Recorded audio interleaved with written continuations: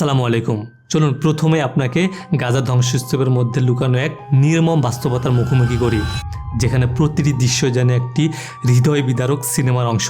গাজার এই শরণার্থী ক্যাম্পে এক তাঁবুর ভেতরে বেঁচে থাকার এক অমানবিক লড়াই চালাচ্ছেন সাহার আল কাচ্ছাস, যিনি 8 সন্তানের মা। সাহারের সকাল শুরু হয় কাপড় ধোয়া দিয়ে, পানির ট্রাক আসে কিন্তু এত দ্রুত চলে যায় যে তিনি সবসময় পানিও তুলতে পারেন না। এই প্রশ্ন প্রতিদিন তার বুক বিদ্ধ করে, মা আজ কি খাবো? উত্তর নেই, আছে শুধু চুপ করে থাকা আর ফাঁকা প্রতিশ্রুতি। ক্ষুধার জ্বালা যখন অসহ্য হয় তখন আত্মীয়র কাছ থেকে সামান্য ডাল ধার করেন, কিন্তু রান্না, কাঠের দাম আকাশ ছোঁয়া, আর তাই জ্বালানি হলো কার্ডবোর্ড, পুরনো কাপড়, নাইলন আর প্লাস্টিক। বিষাক্ত ধোয়ার ঝুঁকি ভুলে রান্না হয় আধা সিদ্ধ ডাল, স্বাদহীন, ঝাল লবণহীন, তবুও শিশুরা ঝাঁপিয়ে পড়ে। রুটি, যা একসময় ছিল গাজার সংস্কৃতির অংশ, এখন মাসের পর মাস দেখা মেলে না। নেই ময়দা, নেই জ্বালানি, নেই খোলা বেকারি। ওবায়দা প্রায় যান খাদ্যের সন্ধানে, কিন্তু বেশিরভাগ সময়ই খালি হাতে ফিরতে হয়। মা সাহার জানেন, ত্রাণ সংগ্রহ করতে গিয়ে কতজন মৃত্যুর কোলে ঢলে পড়ে। তখন তার মনে একটাই প্রশ্ন জাগে, আমি কি খাবার আনতে যাব নাকি সেখানে মরতে যাব? তার এক সন্তান বলে, মা আমি ক্ষুধার্ত নই। কিন্তু সাহার জানেন, এটা শুধু মায়ের কান্না থামানোর জন্য সন্তানের মিথ্যা সান্ত্বনা। বোমা, ভিড়, রোগ সব মিলিয়ে জীবন এখন শুধু বেঁচে থাকার নামান্তর। সাহার বলেন, তারা আমাদের এতটাই অনাহারে রেখেছে যে আমরা আর যুদ্ধবিরতির কথা ভাবি না, আমরা শুধু কিছু খেতে চাই। 2025 সালের সেপ্টেম্বর পর্যন্ত শুধু অনাহারে মারা গেছে 422 জন, যার মধ্যে 145 জনই শিশু। ভাবতে পারেন, শুধুমাত্র ত্রাণ সংগ্রহ করতে গিয়ে বোমা হামলায় এখন পর্যন্ত নিহত হয়েছে প্রায় 2500 মানুষ। একসময় যুদ্ধ মানে ছিল সেনাদের লড়াই, কিন্তু এখন শিশুর ক্ষুধার কান্নাও যেন যুদ্ধক্ষেত্রের অংশ হয়ে গেছে। চলুন আপনাকে আরও একটি নির্মম ঘটনার মুখোমুখি করি। সময়টা অক্টোবর 2023, গাজার সাবরাপাড়া। এক বিধ্বংসী হামলার পর চারদিকে মৃত্যু আর ধ্বংসের স্তূপ। সেই মৃত্যুপুরীতে হঠাৎ চোখে পড়ে এক অলৌকিক দৃশ্য। একটি গাছের ডালে অজ্ঞাত এক নবজাতক শিশু। নাভির নাড়িটা তখন শুকায়নি, ঠোঁটে মায়ের দুধের চিহ্ন, চারদিকে কোনো পরিবার নেই, নেই কোনো স্বজন। বেঁচে গেছে শুধু এই ছোট্ট শিশুটি। শিশুটিকে দ্রুত নিয়ে যাওয়া হলো শিফা হাসপাতালে, প্রিম্যাচিউর ইউনিটে রাখা হলো ইনকিউবেটরে। কিন্তু সকল রেকর্ড ধ্বংস হয়ে যাওয়ায় নাম দেওয়া হলো কেবল অজ্ঞাত, পরিচয়হীন এক নবজাতক শিশু। কিন্তু 33 বছর বয়সের নার্স আমাল আবু খাতলা পারলেন না সহ্য করতে। তিনি বললেন, এর নাম হবে মালাক, যার অর্থ ফেরেশতা। এরপর ধীরে ধীরে মালাক হয়ে উঠল আমালের হৃদয়ের অংশ। তবে যুদ্ধের ভেতরে শিশুর যত্ন নেওয়া সহজ ছিল না। এক ইনকিউবেটরে একাধিক শিশু, সংক্রমণের ভয়, সাথে আছে চিকিৎসার অভাব। সময়টা তখন মে 2024। ইসরায়েল রাফায় তীব্র আক্রমণ করল। আমাল তখন নিজের জীবনের ঝুঁকি নিয়ে মালাককে নিয়ে পালালেন, কখনো হাঁটতে হাঁটতে, কখনো ট্যাক্সিতে। অবশেষে গিয়ে পৌঁছালেন দেইর আল বালাহ নামক স্থানে। পরিবারকে খুঁজে পেতে আমাল ইনস্টাগ্রামে ছবিও শেয়ার করলেন। মুহূর্তেই সেটি ভাইরাল হলো, সাড়া এলো, অনুভূতি এলো, কিন্তু বাচ্চাটির একটা আত্মীয় স্বজনকেও খুঁজে পাওয়া গেল না। অক্টোবর 2024, তীব্র যুদ্ধ চলছে। এর মাঝে দেইর আল বালাতে এই নার্সের কোলেই হলো মালাকের প্রথম জন্মদিন। এক টুকরো কেক আর এক টুকরো আশা। গাজায় মালাকের মতো হাজারো শিশু যুদ্ধ, ক্ষুধা আর অনিশ্চয়তার ভেতরে বেঁচে থাকার চেষ্টা করছে। এখন পর্যন্ত প্রায় 14,650 জন শিশু নিহত হয়েছে, মানে গড়ে প্রতি ঘন্টায় একটি করে শিশু মারা গেছে। আর আহত হয়েছে 50,000-এরও বেশি শিশু। নারী ও মেয়েদের মৃত্যু 20,000 ছাড়িয়েছে। জাতিসংঘের তথ্য স্পষ্টভাবে বলে, যারা মারা যাচ্ছে তাদের 70%ই নারী ও শিশু। চলুন এই ঘটনার শুরুটা কিভাবে হয়েছিল সেটা দেখে আসি।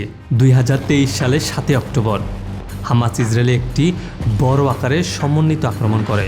বিশ্লেষকদের মতে হামাস এই হামলায় প্রায় 5,000 রকেট নিক্ষেপ করে। 1948 সালের আরব ইসরায়েল যুদ্ধের পর এই প্রথম ইসরায়েলি ভূমিতে এত বড় আক্রমণ করা হয়েছে। এই আক্রমণে 1200 জনেরও বেশি ইসরায়েলি নিহত হয়েছে, যাদের মধ্যে 815 জন বেসামরিক নাগরিক। তাছাড়া 251 জন ইসরায়েলি ও বিদেশি নাগরিককে জিম্মি করা হয়। এই ঘটনার পরে 8 অক্টোবর ইসরায়েল 1973 সালের ইয়ম কিপুর যুদ্ধের পর প্রথমবারের মতো যুদ্ধ ঘোষণা করে। তাহলে কি গাজা ইসরায়েলের হত্যাযজ্ঞের জন্য হামাসই দায়ী? এর উত্তর জানার আগে আরও কিছু বিষয় জানা জরুরি, তারপরেই এর উত্তর জানাচ্ছি। আসুন এখন দেখি ইসরায়েল কিভাবে এবং কোন কৌশলে হত্যাযজ্ঞ চালাচ্ছে। এবং এত মানুষের মৃত্যুই বা কিভাবে ঘটছে? ইসরায়েলের সামরিক কৌশল 2024-25 সালে মূলত দাঁড়িয়ে আছে আকাশপথের আক্রমণের উপর। জাতিসংঘের তদন্ত বলছে 70% বোমাবর্ষণ হচ্ছে আবাসিক ভবনের উপর। কেবল তাই নয়, হাসপাতাল, স্কুল, এমনকি ত্রাণ বিতরণ কেন্দ্রও এই হামলার বাহিরে নয়। আবার ট্রাঙ্ক নিয়ে সরাসরি শহরে ঢুকে একের পর এক ভবন গুড়িয়ে দেওয়া, এটাও ইসরায়েলের সামরিক কৌশলের অংশ। আগস্ট 2025-এ গাজা সিটি অপারেশনে মাত্র কয়েকদিনে 30টিরও বেশি ভবন মাটির সঙ্গে মিশে যায়। এই ধ্বংসযজ্ঞের ফলে কত মানুষ মারা গেছে জানেন? আসুন সেই সংখ্যাগুলো দেখে আসি। গাজার স্বাস্থ্য মন্ত্রণালয় হিসেব অনুযায়ী অক্টোবর 2023 থেকে নভেম্বর 2025 সাল পর্যন্ত এই 2 বছরের মধ্যে 69,483 জন ফিলিস্তিনিকে হত্যা করা হয়। আর আহতের সংখ্যা 1,70,000-এরও বেশি। শুধু সাধারণ মানুষই নন, সাংবাদিকরাও টার্গেটে পরিণত হয়েছেন। 2024 থেকে 25 সালেই প্রায় 165 জন সাংবাদিক নিহত হয়েছেন। তাদের মধ্যে আছেন মোহাম্মদ সালামা, হুসাম আল মাসরির মতো সাংবাদিকও। ভাবুন তো, একজন সাংবাদিক মারা যাচ্ছেন এবং একটা সত্য চাপা পড়ে যাচ্ছে ধ্বংস স্তূপের নিচে। শুধু সাংবাদিকই নয়, ডাক্তার, নার্সরাও রক্ষা পাননি। এখন পর্যন্ত মোট 800 থেকে 1000 জন স্বাস্থ্যকর্মী নিহত হয়েছেন। গতকালের চেয়ে আজ মৃত্যু কম। এই সামান্য সংখ্যায় যেন আমাদের স্বস্তির নিঃশ্বাস ফেলার অধিকার দেয়। কত সহজে মৃত্যু পরিণত হয়েছে নিছক এক পরিসংখ্যানে, অথচ প্রতিটি সংখ্যার পেছনে আছে একটি ভাঙা পরিবার, একটি নিভে যাওয়া স্বপ্ন এবং একটি ছোট্ট শিশুর অপূর্ণ ভবিষ্যৎ। 2025 সালে জানুয়ারিতে যুক্তরাষ্ট্র, মিশর আর কাতারের মধ্যস্থতায় একটি যুদ্ধবিরতি ঘোষণা হয়। 15 মাসের লড়াইয়ের পর মাত্র কয়েক সপ্তাহ বন্ধ ছিল এই হত্যাযজ্ঞ। এরপর আগস্টে ইসরায়েল শুরু করে গাজা সিটিতে সবচেয়ে বড় আক্রমণ। 2025 সাল জুড়ে গাজাকে অবরোধ করে রাখে ইসরায়েল, যেখানে খাদ্য, জ্বালানি, পানি, এমনকি ঔষধ সহ সকল ধরনের আন্তর্জাতিক ত্রাণ সরবরাহ বন্ধ করে দেওয়া হয়। এর ফলে গাজায় বড় ধরনের দুর্ভিক্ষ দেখা দেয়। জাতিসংঘ সহ একাধিক আন্তর্জাতিক সংস্থা এটাকে এখন পর্যন্ত বিগেস্ট ম্যানমেড ফেমিন বা সবচেয়ে বড় মানবসৃষ্ট দুর্ভিক্ষ বলে আখ্যায়িত করা হয়েছে। এর মধ্যেই ঘটে বিশ্বের সবচেয়ে আলোচিত ঘটনাটি, একটি মিশন, একটি মানবতা নৌবহর, যার নাম দেওয়া হয় গ্লোবাল ফ্রিডম ফ্লোটিলা, যার উদ্দেশ্য হলো ইসরায়েলের অবরোধ ভেঙে ক্ষুধার্ত ফিলিস্তিনিদের কাছে মানবতার সহায়তা পৌঁছে দেওয়া। রাজনৈতিক মহলে চাপ সৃষ্টি করাও আরেকটি লক্ষ্য। 2025 সালের 31 আগস্ট বার্সেলোনার ভোর এখনও পুরো জাগেনি। ঠিক তখনই প্রথম জাহাজগুলো যাত্রা শুরু করলো। একটা দুটো নয়, 42টিরও বেশি জাহাজ, 44টি দেশের 500 জনেরও বেশি মানুষ, 300 টন খাবার, পানি, চিকিৎসা সরঞ্জাম, যেন সমুদ্রের উপর ছুটে চলা এক মানবিক নৌকার বাঁধ। তারপর 1 অক্টোবর আন্তর্জাতিক জলসীমা থাকা অবস্থায় বেআইনিভাবে ইসরায়েলি নৌবাহিনী একে একে আটকে ফেলল প্রত্যেকটি জাহাজ। এক মুহূর্তে থমকে গেল ফ্লোটিলা। 500 জন মানুষকে আটক করা হলো, কেউ নির্বাসিত, কেউ কারাগারে। 138 জন রয়ে গেল বন্দি অবস্থায়। এর মধ্যে 40 জন অনশনেও বসে গেলেন। এই নৌবহরের অন্যতম নেতৃত্বে ছিলেন একজন তরুণী, যার ছিল আগুনের মতো দৃঢ় কণ্ঠ। তিনি পরিবেশবাদী গ্রেটা থুনবার্গ।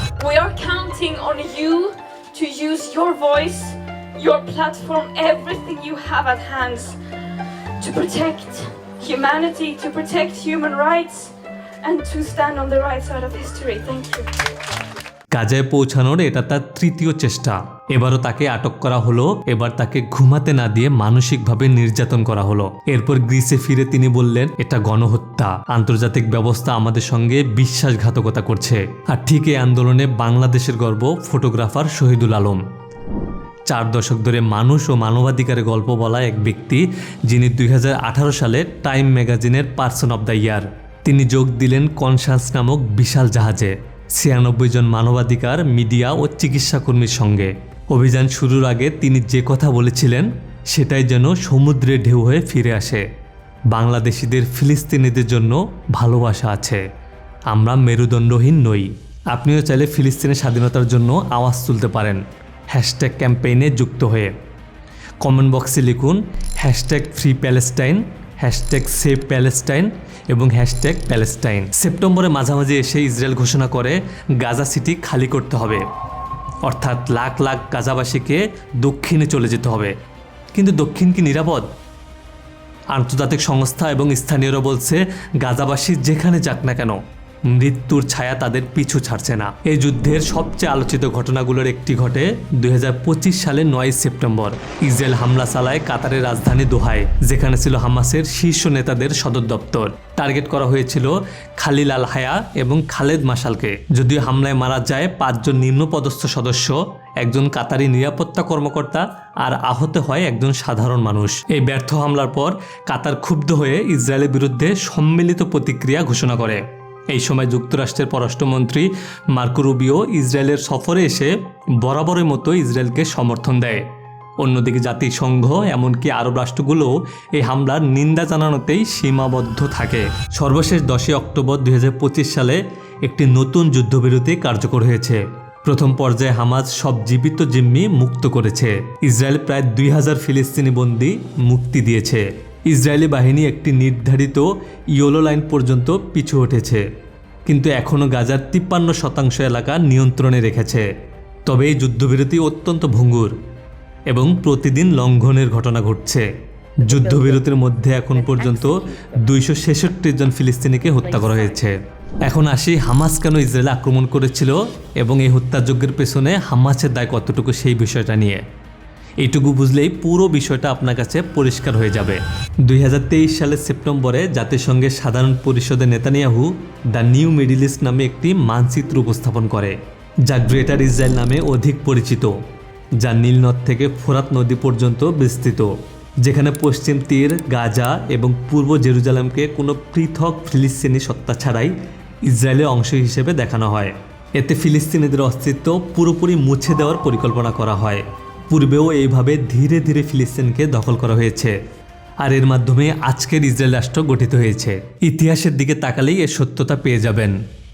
শূন্য থেকে কিভাবে আজকের এই ইসরায়েল রাষ্ট্র গঠিত হলো, এই পুরো রহস্য জানার জন্য আপনাকে 3500 বছরের ইতিহাস জানতে হবে।